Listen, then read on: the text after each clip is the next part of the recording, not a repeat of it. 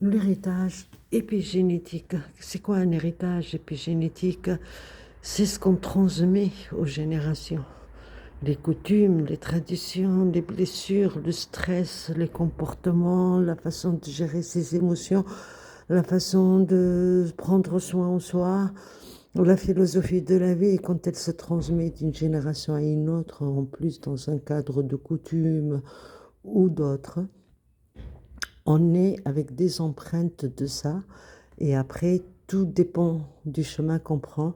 Où on prend un chemin où on trouve la voie de la vérité en soi et on se libère, où on continue à produire les mêmes schémas, et pire encore, parce que ces pensées erronées, ces croyances anti-bien-être, anti-joie, anti-bonheur, avec le temps et avec la transmission, s'intensifient et bloquent l'être humain.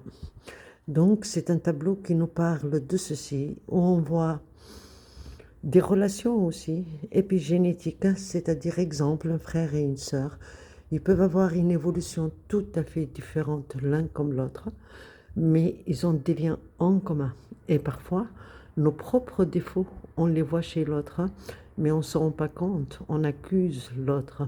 Ou ses propres défauts, on les voit chez ses parents, mais on se rend compte que plus tard. En fait, il faut faire très très attention à cet héritage qui nous lie et qui n'est pas lumineux du tout.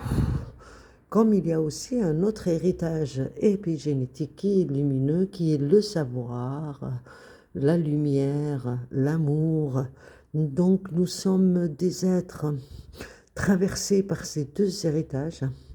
Et je pense que l'objectif de la vie est de trouver à l'intérieur de tout cet héritage l'aigle, celui qui transforme l'impossible en possible, l'ombre en lumière, etc. Voilà, ce tableau a été fait en 2019 et au moment où je l'ai fait, je pensais à ma famille, à ma mère, nous, nos enfants, ce que ma mère fait à nous et ce que nous faisons à nos enfants, comment reproduire les mêmes schémas, même si on s'est révolté contre ces schémas quand on est jeune. J'ai écrit beaucoup sur ce sujet, je continue à écrire, hein, car il est important de se rendre compte de ce sujet.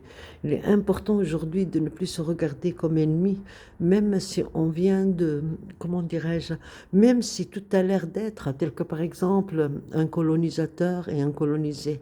Non, c'est pas la faute des gens qui sont aujourd'hui, ça remonte à nos arrière-grands-pères et ça remonte en nous. Et aujourd'hui, on veut des explications, mais les êtres qui sont en face de nous sont pour rien. Eux aussi ne sont que les descendants des générations.